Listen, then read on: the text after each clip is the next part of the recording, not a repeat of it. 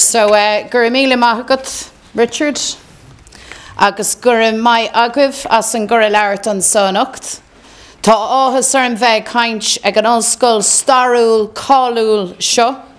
So, tá cúpla focail arágam faoi Brexit ar dús, agus cúpla rud le rá faoin todhchaí. I want to thank you for the invitation here to address you this evening at this famous and prestigious university and seat of learning. I suppose I should be direct from the outset.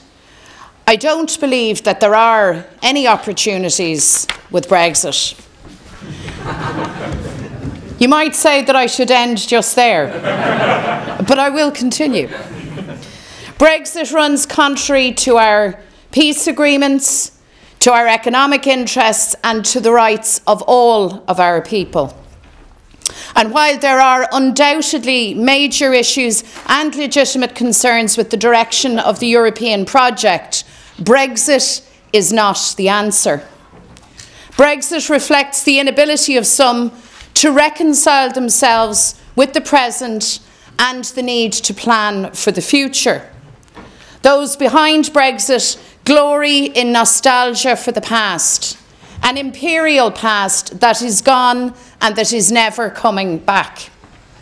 Brexit, I believe, is fundamentally about the failure to recognise that our world has moved on, that our world has changed. And it's actually that I wish to address tonight. Change, the process of change, and the challenges of shaping change. I recently attended an event at the Library of Congress in Washington. And at that event, the former Chancellor of this university, Senator George Mitchell, said something profound. He said that life is change. That's a very powerful and profound statement of truth. It's true in our personal lives, and it's true in politics also. Nothing stands still, nothing can be taken for granted, and everything that we do provokes a reaction. So we have it in ourselves to be leaders of change. 100 years ago, women won the right to vote. In the 1918 elections, Irish Republicans swept the boards in what became known as the Sinn Féin election, and the people voted for independence and freedom. The first woman was elected to Westminster, an Irish Republican abstentionist MP, Constance Markievicz. And at that time, the Sinn Féin MPs turned their back on Westminster, and the first Dáil was convened in Dublin in 1919. The democratic mandate of 1918 was ignored, and you know the rest, that conflict ensued and partition was imposed on Ireland.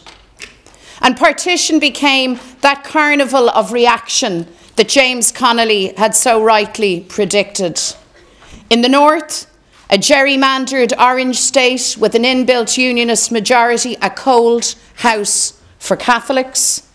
And in the south, a free state where home rule was Rome rule, where theocratic laws and corrupt politics held sway. But those days are over. Ireland has changed. Ireland is changing. The North is changing.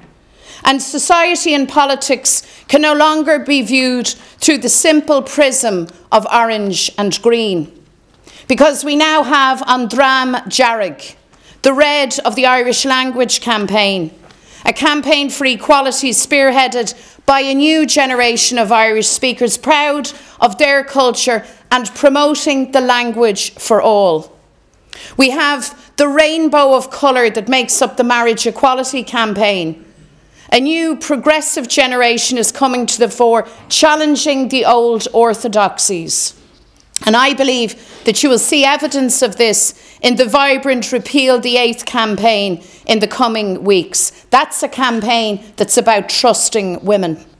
So modernity beckons and change is all around us. The perpetual unionist majority, the very foundation stone of this state, is gone. and the demographic trends here can't be missed. While there are those who may want to stall progress, to gerrymander boundaries, to block rights, they can't stop the process of change. Change can be agreed, it can be planned, or it can be reckless and chaotic, but it cannot be stopped. And I believe that we have a responsibility to create a planned and agreed process of change. That's why we need the institutions at Stormont up and running. That's why we need the foundations of the Good Friday Agreement, equality, rights and respect back in place. And that's why the process of reconciliation is so crucial, because we all need to move forward together. You all know that we're at a tough place at the moment. And I know that dealing with a very changed society is difficult for many, including many within unionism. For over 14 months we negotiated with the DUP. We reached an accommodation with their leadership. That draft agreement, whilst not meeting all of our proposals, did represent progress and provided the basis to re-establish power sharing. The DUP leadership were unable to deliver that draft agreement, and I say this not to recriminate, but to register my deep disappointment. The issues at stake, the rights of Irish speakers as agreed at St Andrews, the legacy mechanisms agreed in Stormont House, and the right to marriage equality available in the South and across Britain, all of those issues remain. And these rights can no longer be delayed, because a right delayed is a right denied. So it's time to move on, to implement the agreements and to secure these rights. Let me say that any proposal for a shadow assembly is not a move forward. It represents a step away from power sharing. A shadow assembly would make us all bystanders to direct rule, giving a veneer of accountability to direct rule, and Sinn Féin will not countenance direct rule. So, in order to re-establish genuine power sharing, the two governments must convene the British-Irish Intergovernmental Conference. That intergovernmental conference must produce a plan, a pathway to bring forward the legislation and resources to secure these rights and to implement the agreements. And the governments must secure these rights consistent with the agreements to loosen the political deadlock and to provide a way back to genuine power sharing. This is a pragmatic and a common sense approach. It's a challenge to the British government, which is now dependent on the DUP, and it's also a significant challenge to the DUP to embrace the spirit of power sharing and full equality. I believe the power sharing institutions are the best, the only option to chart a way forward together and to navigate the big societal change that we face. As our society changes, so reconciliation and respect come to the fore. Because without these, the future is one of segregation and polarisation, and that is in nobody's interest. We need a society at peace with itself, a society that reflects our common humanity, a society that respects diversity and embraces difference, a reconciled and inclusive society. I believe that reconciliation is as much about shaping the future as it is about healing the past. It's a year since we lost Martin McGuinness, and as Sinn Féin leader I want to build on his work, reaching out the hand of friendship and understanding. I have no interest in fighting the battles of the past. I see absolutely no value in the blame game. Nobody should be asked to forget, and nobody should be expected to forgive if they cannot. There is no one historical narrative or one simple truth. We must only agree that what happened in the past must never, ever happen again. And then we must be able to agree to disagree on some things and to move forward together to a society where you can comfortably be Irish or British or neither or both. Life has changed and Ireland is changing. Unionism needs to engage with that process of change, to think the unthinkable. Many unionists will privately acknowledge change. That acknowledgement must now find public expression. So let's plan a future for all of our children. I'm an Irish Republican.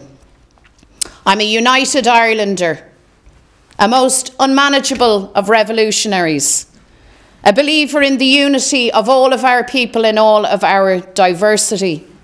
I believe that we can find common ground and build a new, agreed Ireland of prosperity and opportunity, of equal rights in which everyone has a place. An Ireland that provides jobs, homes and healthcare for all our citizens. An Ireland where everyone has a place in society and a fair chance to succeed. An Ireland where it's about who you are and not about who you know. An Ireland where the politics of the past, the nod and wink politics of the past, remains in the past. And unionist citizens, communities and their identity must be a central component in the building of this new united Ireland. Unionists must have the same sense of ownership as Irish nationalists and Republicans.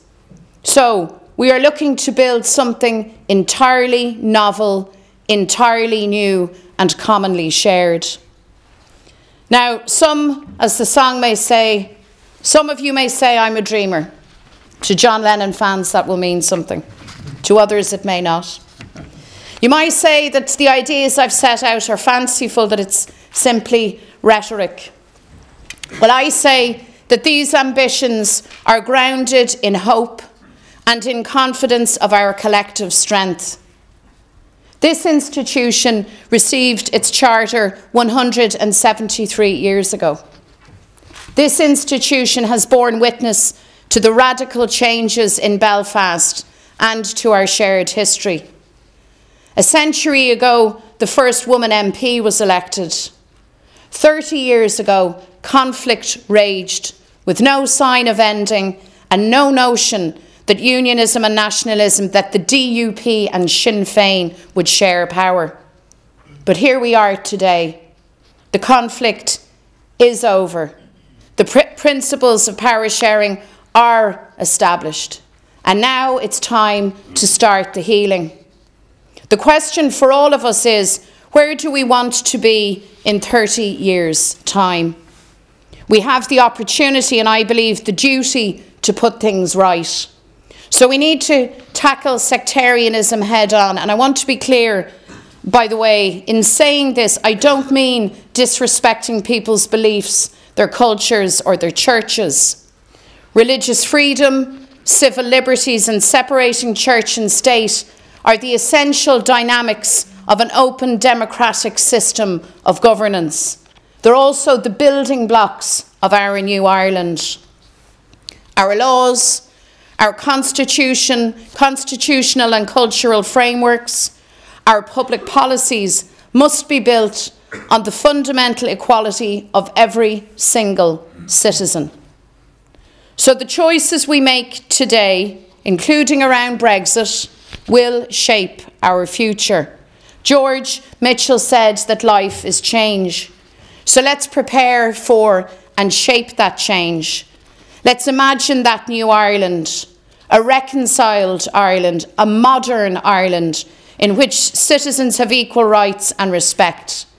An Ireland where identities, British, Irish and others, are shared and celebrated. This is, I believe, the challenge of our generation.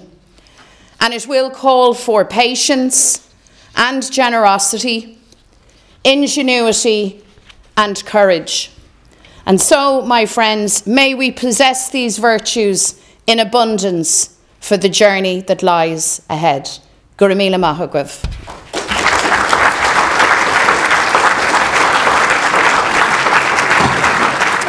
Well, it's certainly been a very wide-ranging discussion. We've discussed Brexit, we've discussed change, we've discussed the future, we've discussed the current politics, getting the Assembly and the Executive back up and running. We've discussed rights and social change right across the country. So it's been a really, really great discussion, and I've enjoyed thoroughly being here at Queen's. I hope I'm invited back sometime, and certainly this type of dialogue, these types of discussion, I believe are the way that we carve out the future. It's a way that we build new ideas and new energy for the time ahead. So it's been great. So I want to say a very big thank you to everybody at Queen's University for hosting me this evening.